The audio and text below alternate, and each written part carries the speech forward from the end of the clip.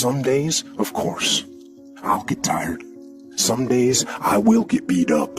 Some days I will get knocked down, and I will have some bad days. But I will not stop. This isn't punch the clock and go home for the day. Here, there's no such thing as a weekend.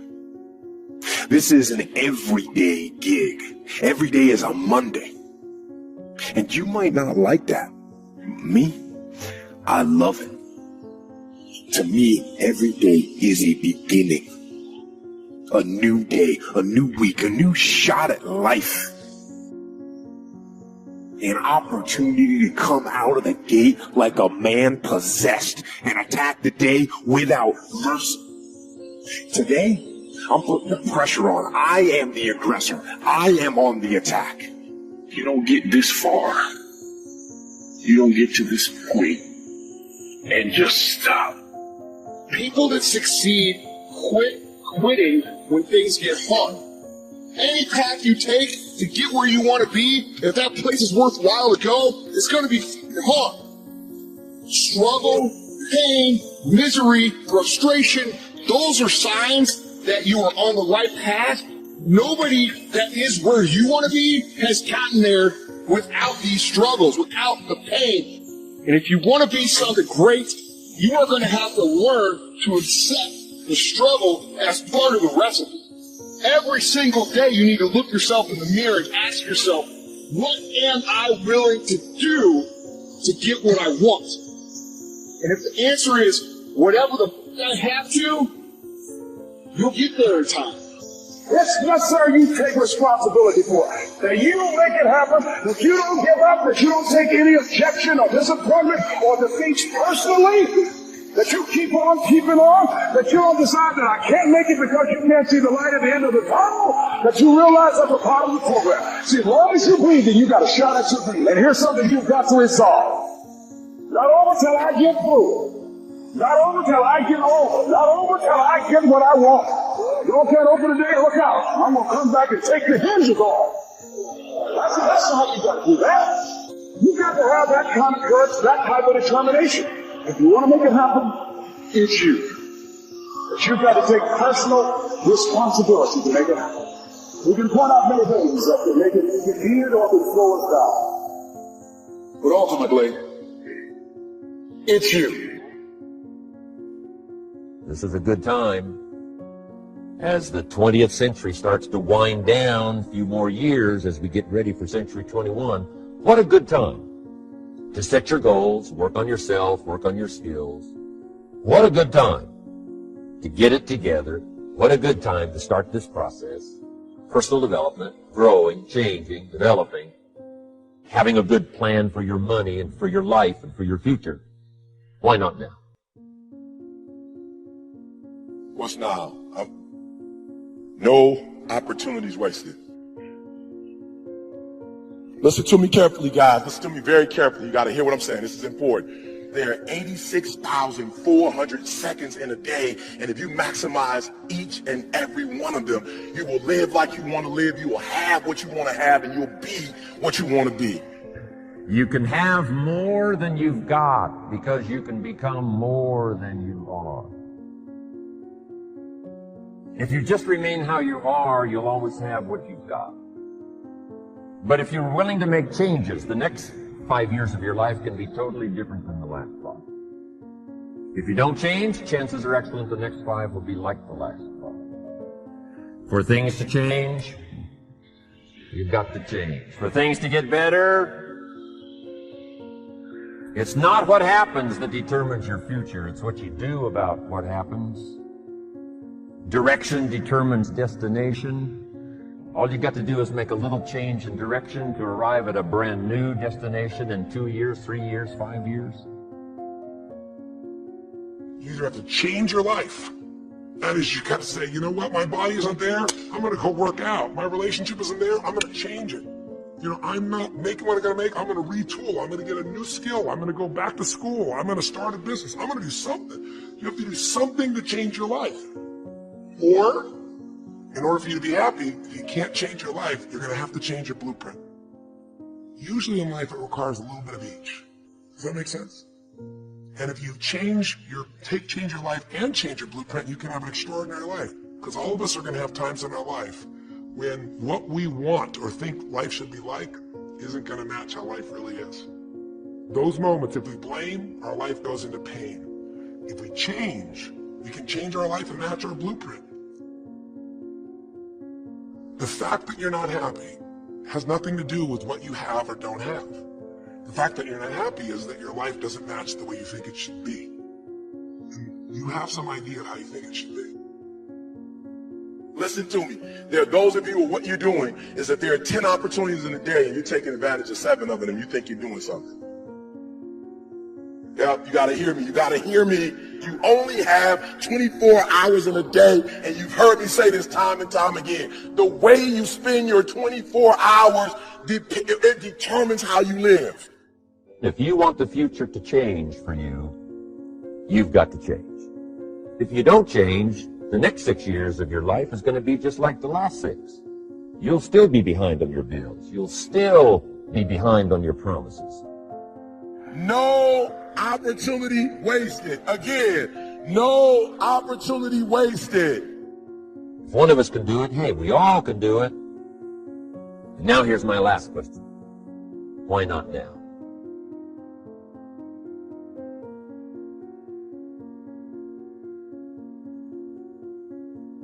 What is it that gives your life a sense of meaning and purpose?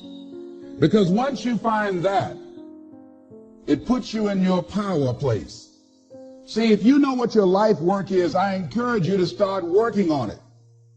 If you can't do it all at one time, do just a little bit of it.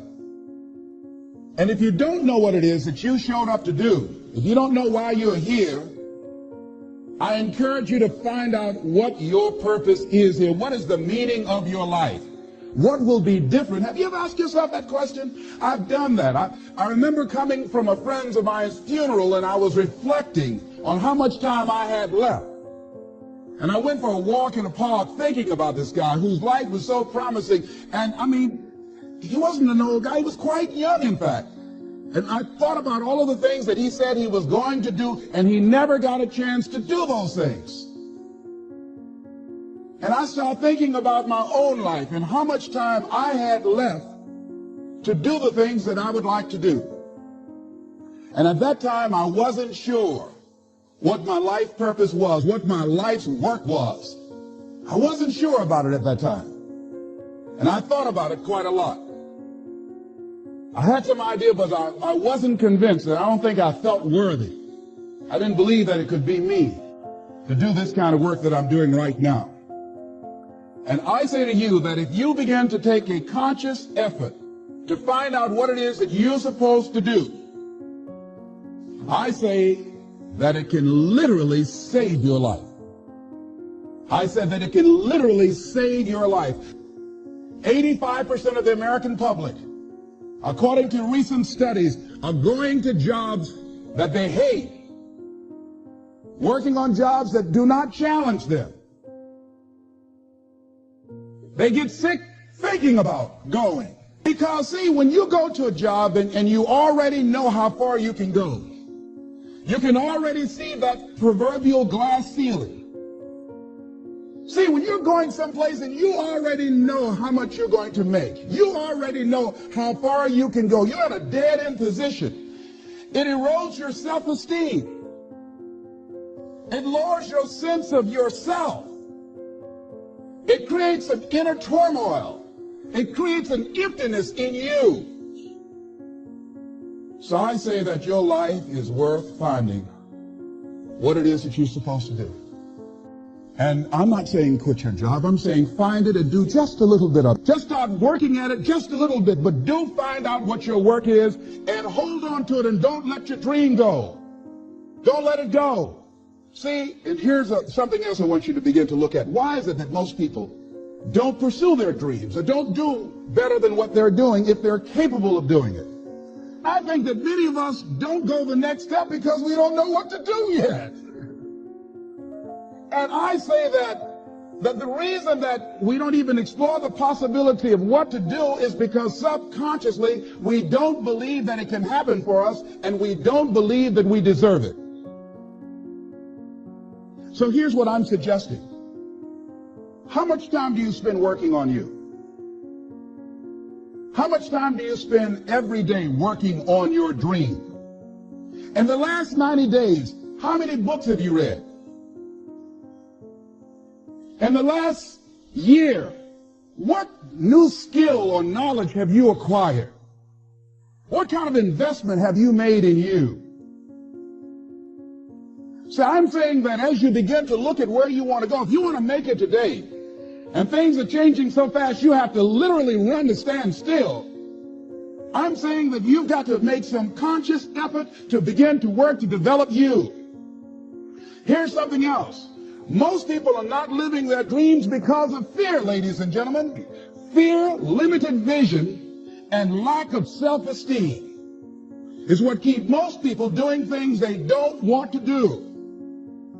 The same reason that people stay in relationships where they're abused or they're unhappy or it's unfulfilling, they can't see themselves beyond that relationship. They can't see themselves enjoying life without that person. They think that this is all that they can do.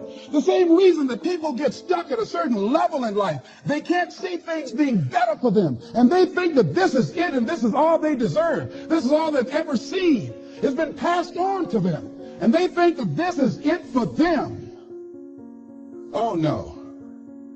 I was looking what Dr. Blanton, Smiley Blanton, who is a colleague of Dr. Norman Vincent Peale, what he said about fear. He said, fear is the most subtle and destructive of all human diseases. Ladies and gentlemen, fear kills dreams. Fear kills hope. Fear puts people in the hospital. Fear can age you. Fear, ladies and gentlemen, can hold you back from doing something that you know within yourself that you're capable of doing, but it will paralyze you. And it seems like you're in a hypnotic spell. And I ask you a question, what is the benefit? What's the benefit of allowing fear to hold you back? What's the benefit of giving up on yourself? Of not stepping out on life and taking life on? What is the benefit for you? What's the plus in that? It's one of the things I had to ask myself. So I didn't want to make any mistakes.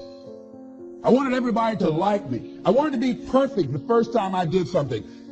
It's not going to happen. You're going to make some mistakes. You're going to hurt some folks' feelings. You're going to create some enemies. Whenever you decide that you want to begin to take life on, you've got to ask yourself, how long am I going to allow this to hold me back?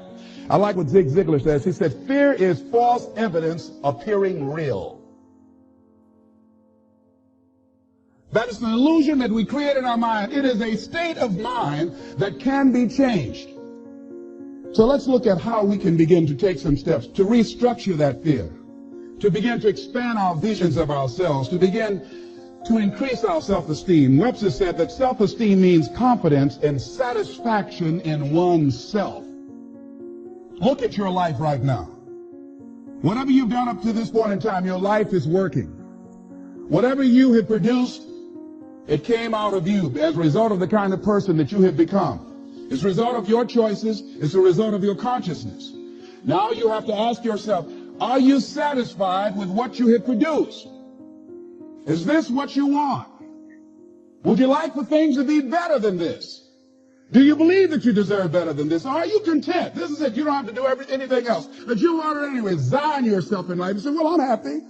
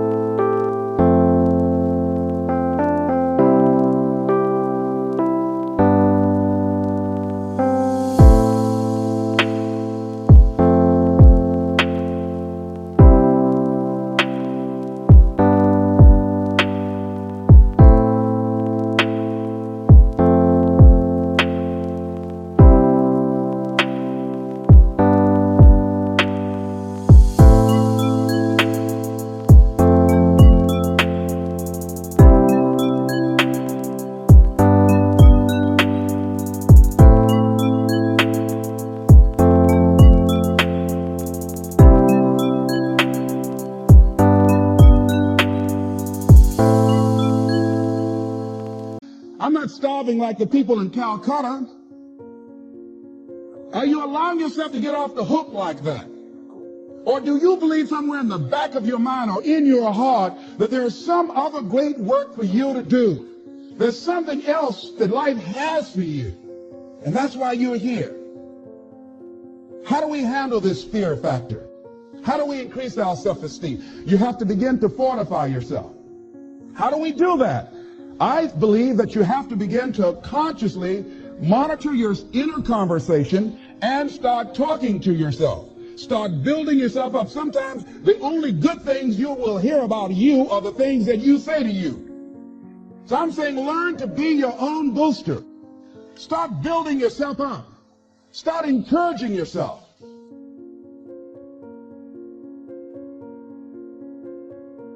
There are moments that try the human soul so violently and so perplexing that if the truth were told, all of us have had moments that we wanted to throw up our hands and walk away.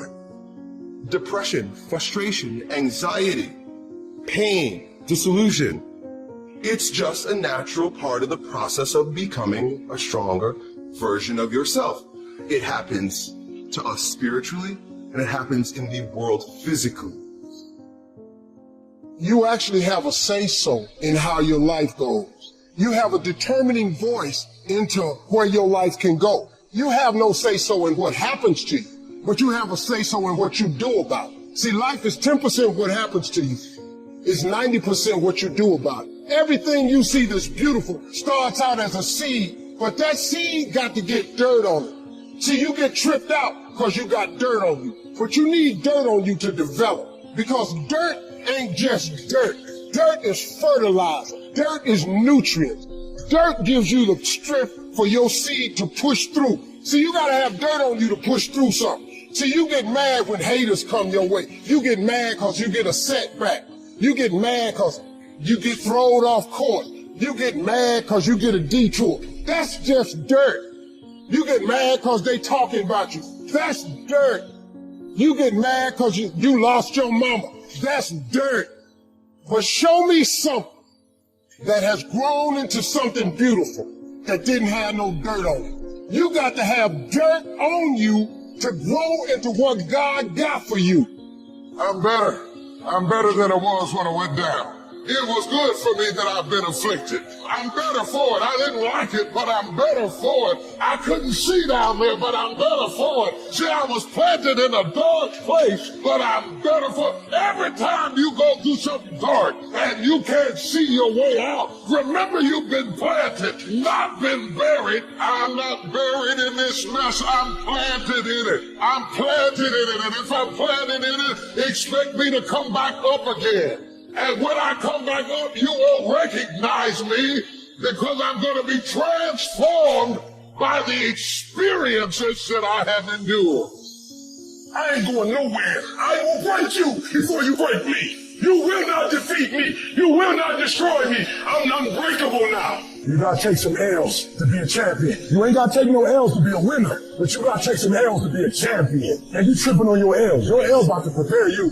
Everybody's got a plan, so they hit your mouth. So when your plan fails, when you get knocked down the canvas, when everything falls apart in your life, and your plan is stuck, what the f are you gonna do? There's only one motherfucking option. Stay.